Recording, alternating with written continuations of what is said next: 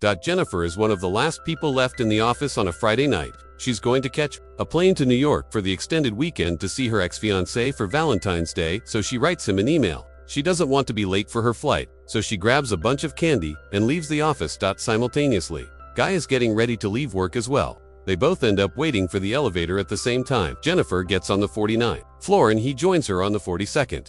Guy immediately starts chatting with her and joking.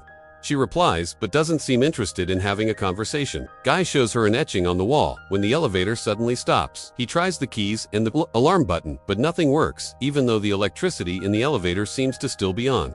Guy tries opening the door, though that doesn't work either. They try waving to the fully operational camera, and still no one responds to their calls. To make matters worse, none of their phones has service because they are 4 stories underground. Jennifer wonders where the security for the building is, worried that she missed her flight. 15 minutes later, they try calling for help and banging on the door, but no one can hear them. Guy gets the idea that there might be an escape hatch, so she awkwardly climbs on his shoulders and they check the elevator ceiling. She heard her hand a little banging on it, so he puts her down. 1 hour later, Jennifer realizes that she'll never catch her flight, and even though Guy jokes to lighten the mood, she just curses everything and everyone out.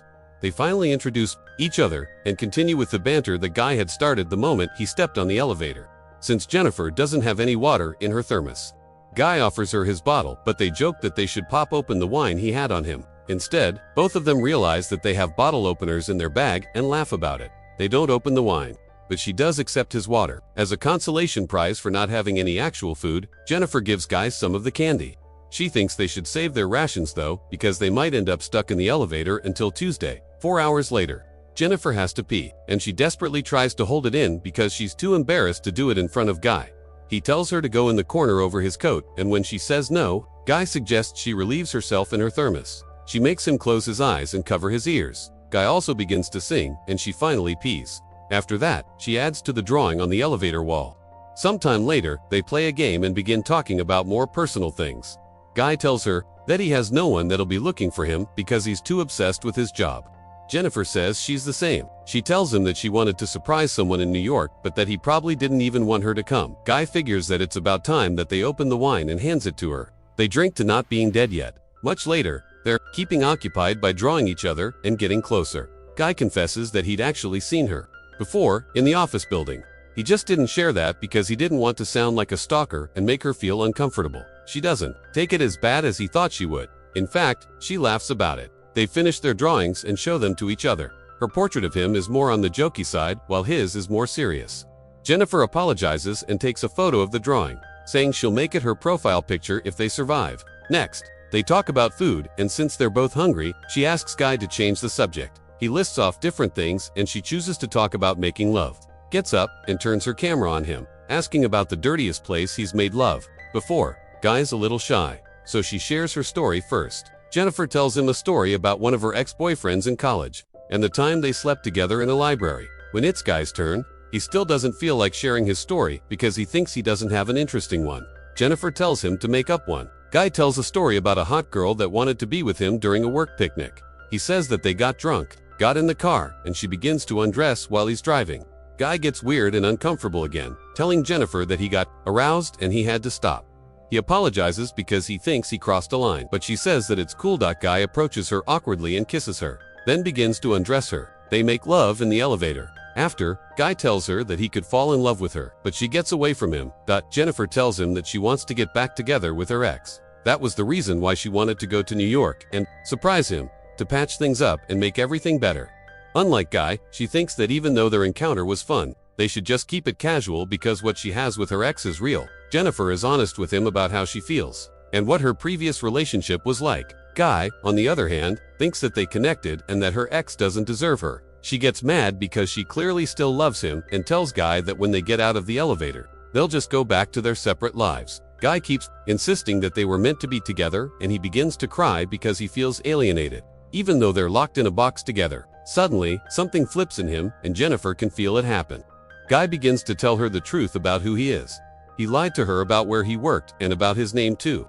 The mint tells her that he didn't just notice her, but that he actually saw her every single day at work. He takes out his phone and shows Jennifer security photos he has on it of her, listing out the times and dates when it was. The guy even has a video of her getting into the elevator that night. Jennifer is afraid. He tells her that he's actually the building's security guard and gets angry when he explains that no one ever notices people like him. She didn't even recognize him, even though he works at the front desk. He thinks that he knows her more than her ex and tells her that he planned everything that happened that night. The man takes out a key and unblocks the elevator. Jennifer can't believe what he did to her and says that she call the cops and that he'll rot in jail. He doesn't like that, so he grabs her and they begin to struggle, flailing her legs during the fight. Jennifer breaks the elevator key. They continue to fight and she knocks him out with her shoe. Jennifer is afraid that she killed him, so she approaches him to check when he suddenly jumps up and knocks her down. They both remain unconscious in the elevator. After a while, Jennifer wakes to find them unconscious already. She asks him why he did it. His reasoning is that he wanted to get her away from everything so that they could connect on a human level. He says that they didn't just have a date, but an entire relationship in the weekend stuck in the elevator. Jennifer thinks that he's not going to get away with it because someone will surely come to get them out. Unfortunately, she finds out that the guy has taken all the shifts for that weekend and the 2 other guards won't be coming in until the extended weekend is over on Tuesday. Jennifer asks what he'll do, and he says that he would rather kill her than go back to prison. He says that he never forced her to do anything, but Jennifer tells him that he kidnapped her. That sends him into a rage spiral. When he calms down, he opens the present that Jennifer had bought for her ex-fiancé. He finds a shirt in a box in the bag. The guy puts the shirt on and tells Jennifer to open the rest of the present. Jennifer opens the box to reveal cigars, complete with the necessary tools, like the cigar scissors and lighter. He lights a cigar and taunts Jennifer further, even saying that she could have gotten her ex back with all the nice gifts. In a gust of irony, he wishes her a happy Valentine's Day. Sometime later, the guy apologizes to Jennifer for scaring her and asks her if they can reconcile. He asks for another chance and tells her that she doesn't have to answer right away, but to think about it. The guy comments on the travel ad that's playing in the elevator, saying that the people in the video look happy together. He tells Jennifer that he'll take her to the resort from the AD one day. He's bothered by the neon light in the elevator. That isn't working, so he breaks it with Jennifer's thermos. The guy realizes that the light bulbs under the ceiling panels must get replaced sometime. He thinks that he can get that panel off and get out of the elevator. Thought there. As he breaks it open with the thermos, Jennifer stands up next to him. He asks Jennifer to give him a boost to get up there, promising that he'll come back for her. However, Jennifer thinks it would be easier if he gives her a boost because she doesn't have enough strength to do it. He doubts that she wants to come back for him and she calls the cops. Jennifer tells him everything that he wants to hear and convinces him to give her the boost. She gets on his shoulders and pulls out of the elevator. The guy tells her where the ladder and the door are, happy that they finally managed to escape. Jennifer turns around and gives him the middle finger, pissing him off. As she climbs the ladder, he finds a way to get out of the elevator too. Guy binds 2 pieces of clothing together and throws them over the elevator beam. Jennifer is already moving towards the door as he starts climbing up. He tells her that she'd better run because now she's going to die. Jennifer gets close to the door when he already reaches the level she's on and follows her. She opens the door and screams for help. Then he suddenly garbs her and hurls both of them back in the elevator. They both fall unconscious. Jennifer wakes up first and sees the fire sprinklers, conceiving a new plan to get herself out. She tries to activate the fire alarms by lighting a cigar, but when she doesn't manage that, she starts a small fire. As the elevator fills with smoke, the guy wakes up and she punches him, breaking his nose. Jennifer succeeds in restraining him. With a piece of clothing, he tells her that the fire alarm won't come on, but that they'll just get soaked and electrocuted. Jennifer threatens to seriously hurt him and makes him confess to everything that he's done to her. She turns her camera on and shoots herself explaining what she knows about what happened. Jennifer turns the camera on him and asks for his real name. He says he's called John Deakins. John confesses that he got them stuck in the elevator on purpose. He even etched the drawing on the wall. That Friday, he used the key to stop the elevator while she wasn't looking. Jennifer makes him admit to trapping her in the elevator. John admits to trapping and kidnapping her. She keeps questioning him, so he confesses to the camera everything that he did to her, from hitting her head on the ground to throwing her against the wall. Jennifer asks why, and John says that he just wanted a date with her. If he had asked her out normally, she would have turned him down.